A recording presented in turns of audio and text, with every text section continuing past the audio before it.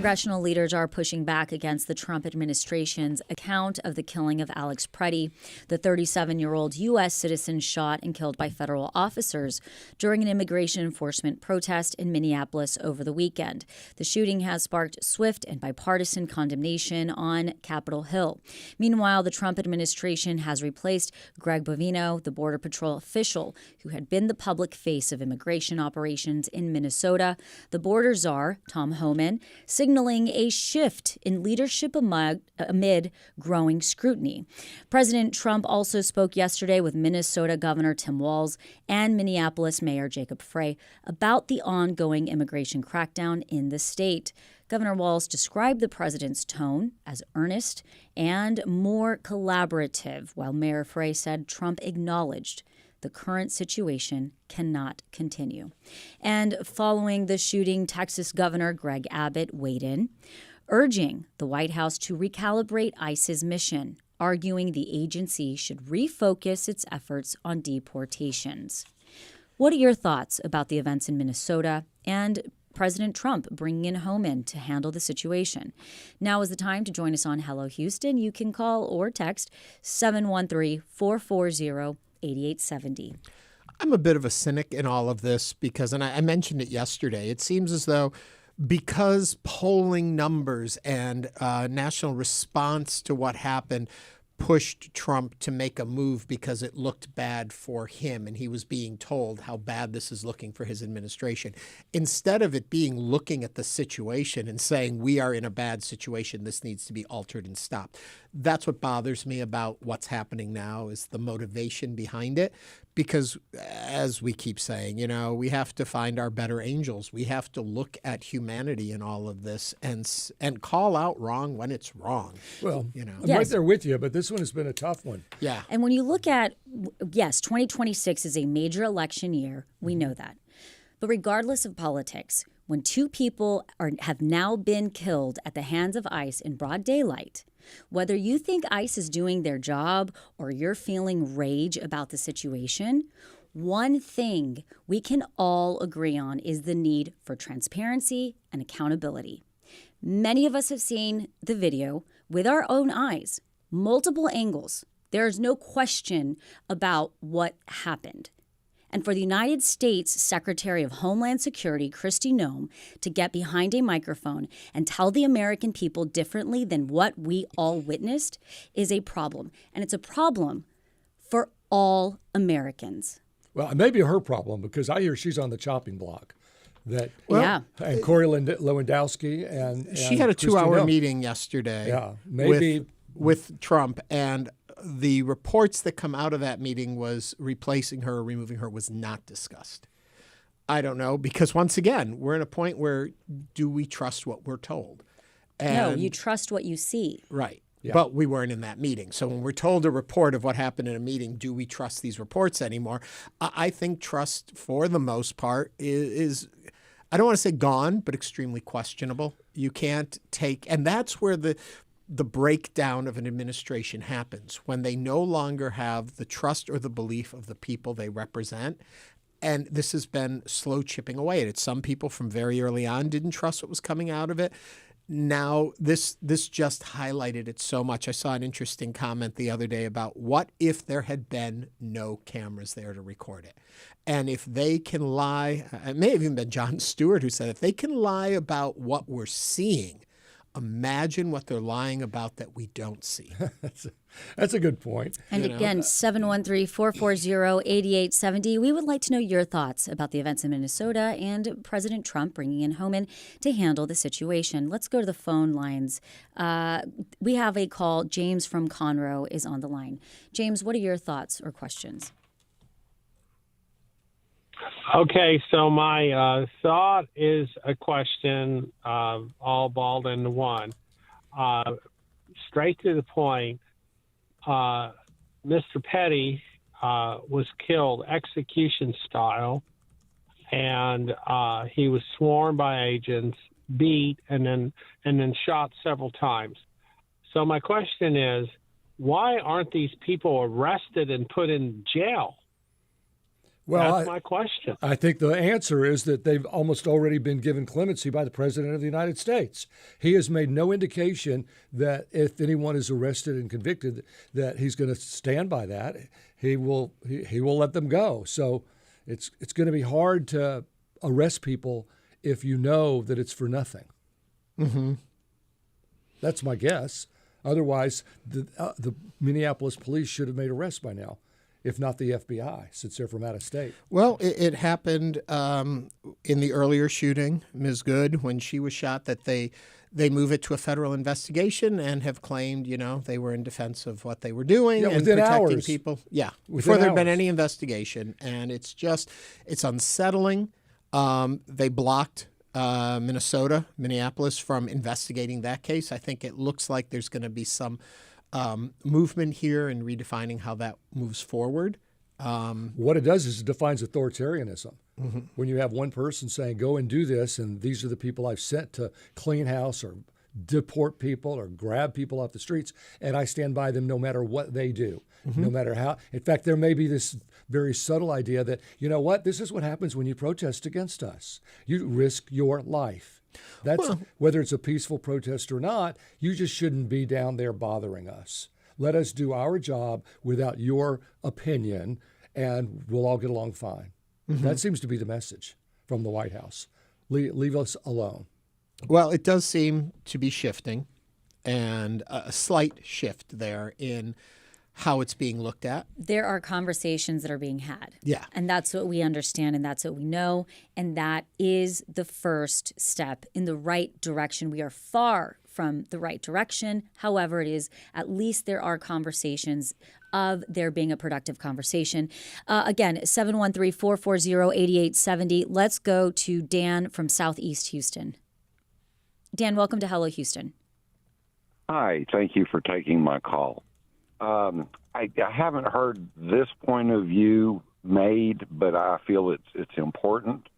If you observe law enforcement trying to detain someone and you enter the conflict to prevent them from accomplishing their task and you're armed, that's very foolish. And my question to the Minneapolis chief of police is, are you telling me that your officers would not have done the same thing?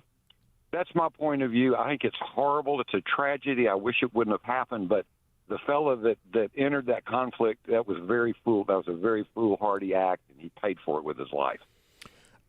Thank you for calling, sharing your point of view, Dan. I will say, from what we are now learning from video footage and such, that the woman that started this portion of the conflict was that an agent, and I don't believe it was actually ICE, but the agent that walked across the street got in a conflict with this woman. She was not the woman they were there to detain. She was not the woman at issue for this operation.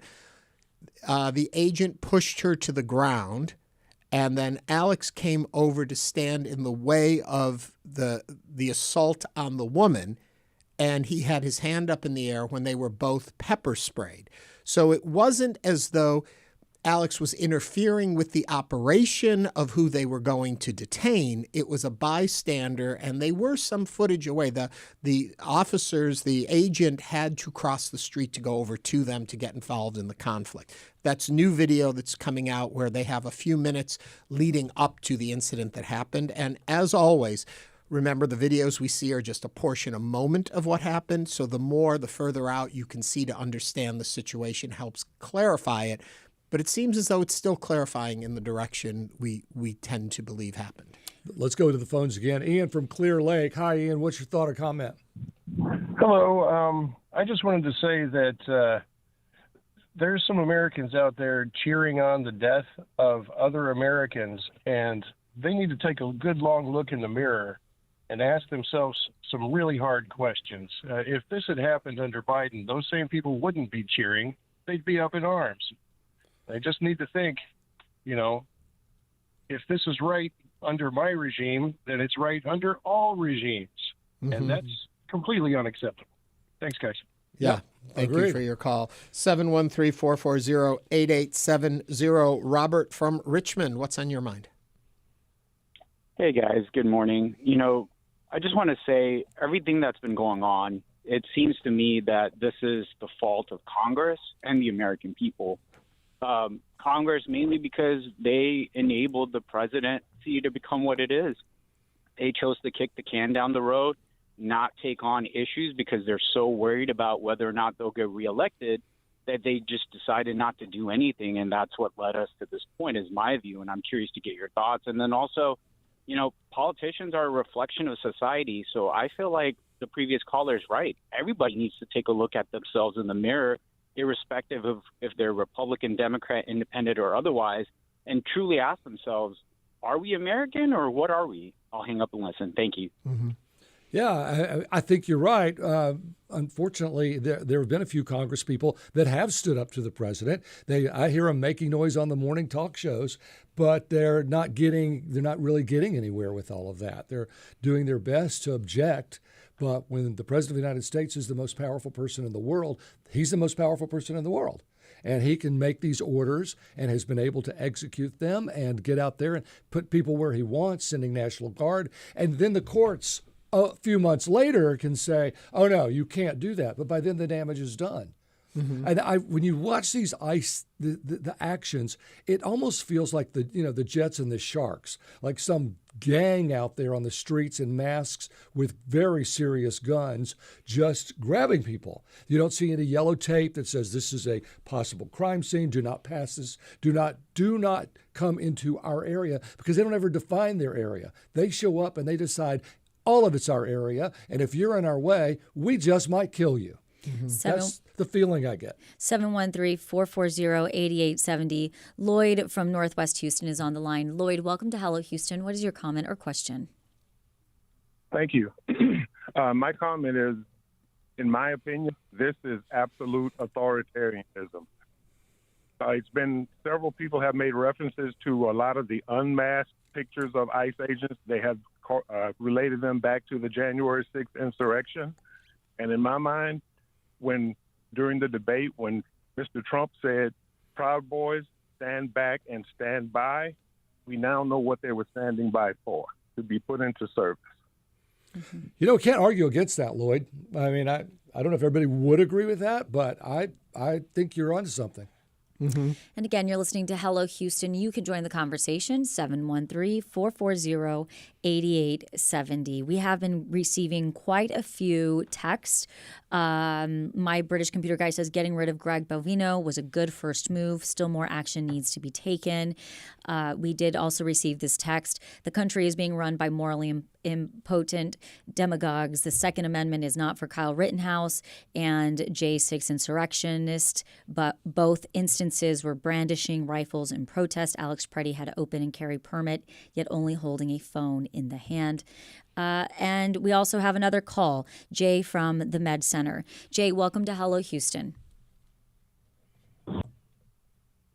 Forgive me that you just made a comment about what I was calling in regard to is Kyle Rittenhouse was a young man who was glamorized for killing an unarmed protester walking down the street, and has been given speaking engagements, paid speaking engagements across the country, celebrating what he did to defend their rights.